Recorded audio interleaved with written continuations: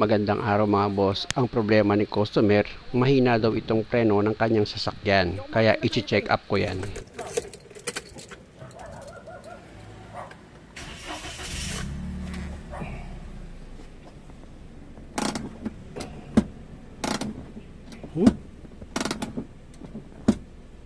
Mataas na masyado itong handbrake niya.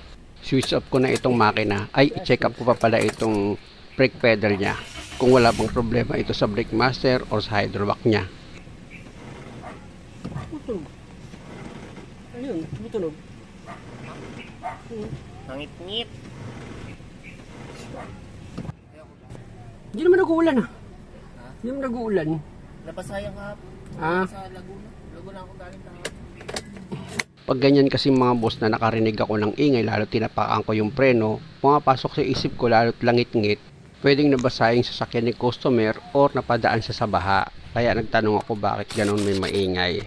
Eh hindi naman siya umulan. Yun naman pala, nagpawashing siya. Dito na ako sa preno mga boss, kalasin ko na itong gulong. Pwede kasing manipis na yung brake shoe nito o kailangan lang ng cleaning at adjustment.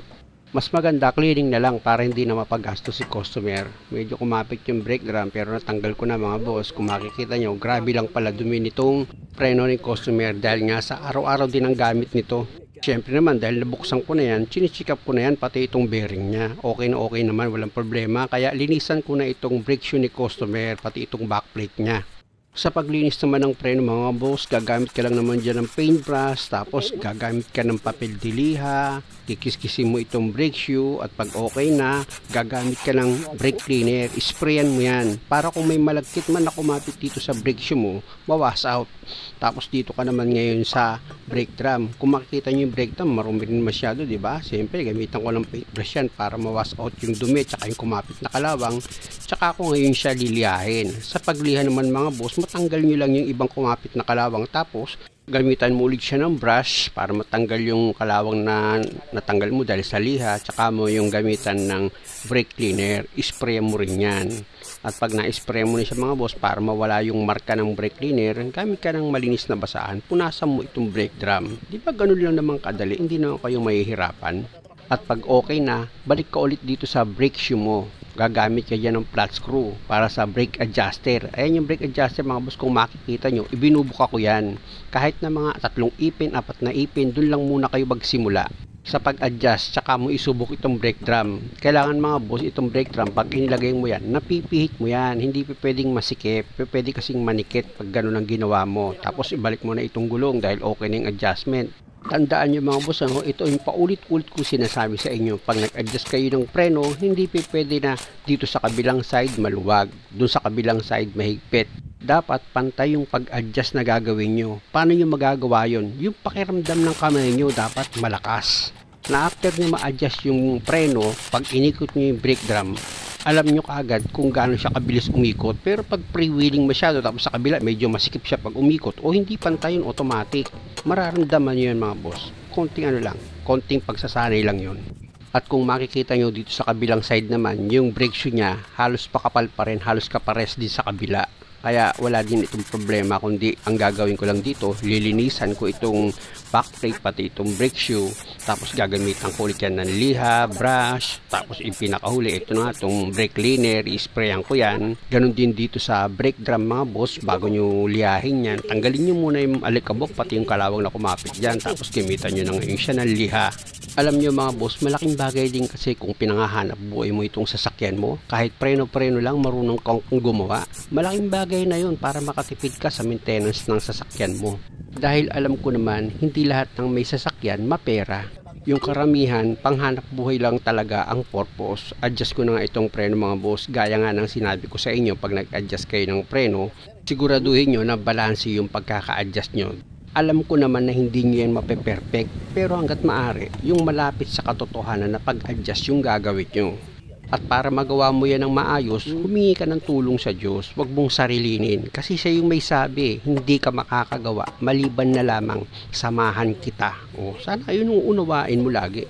Pero kung nanloloko ka ng tao, nangiisa ka, sinasamantala mo yung kahinaan ng kapwa mo para kumita ka.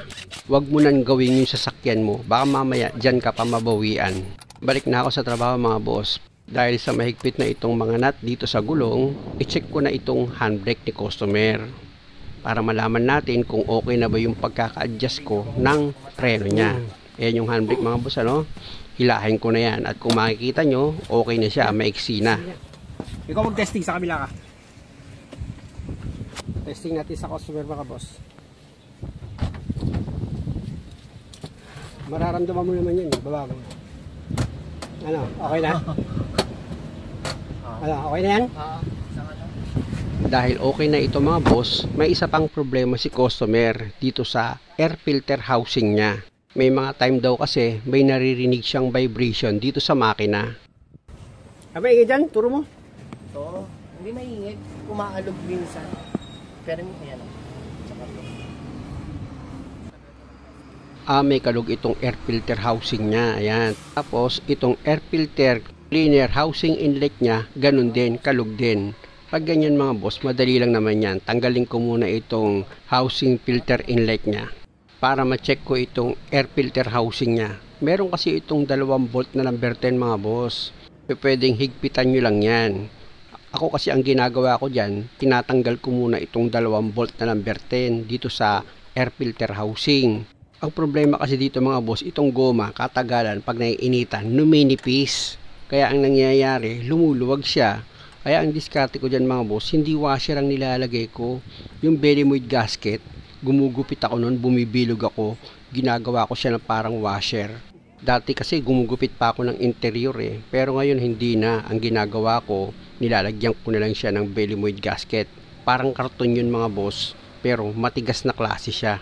Wala kang tatanggalin dyan sa mga tinanggal ko mga boss, ibabalik ko rin lahat yan. Ang gagawin ko nga dyan, gugupit ako ng Bellemoid. Ayun mga boss, yung karton na binilog ko na parang washer, nilagyan ko yan sa ilalim. Ayan. Tapos eto ngayon, nilagyan ko rin dito sa ibabaw, sa bolt niya, ng isa pang Bellemoid gasket. Gumupit nga ako, ginawa ko nga ang washer yun. Kabilaan yan mga boss, nilagyan ko. Huwag kayong mag-alala kasi ang Bellemoid gasket naman, hindi naman yan natutunaw o pag nabasa, matutunaw din siya. Hindi, habang naiinitan yan mga boss, lalo yan tumitigas. At pag nabasa siya, hindi siya basta-basta matutunaw or lalambot. Ginagamit ko rin yan sa drain plug ng makina mga boss pag nag-change oil ako kapag sira na yung gasket niya. Yan din ang ginagamit ko. At yung kinabit ko na Bellemoid gasket mga boss, makapal yan.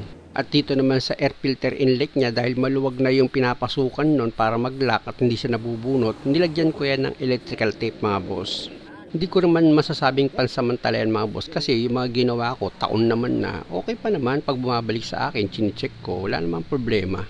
Ito yung inlet ng housing mga boss. Ayan, kung makikita nyo, hindi ko na ipakita sa inyo Ayan, nilagyan ko ng electrical tape yan. Kung makikita nyo, ayan, kaya ako pinakita sa inyo. Nilagyan ko rin siya ng electrical tape kasi nga, singaw na siya. Kaya kakalog-kalog. Kita nyo, ilalagay ko yan, medyo mahigpit, di ba?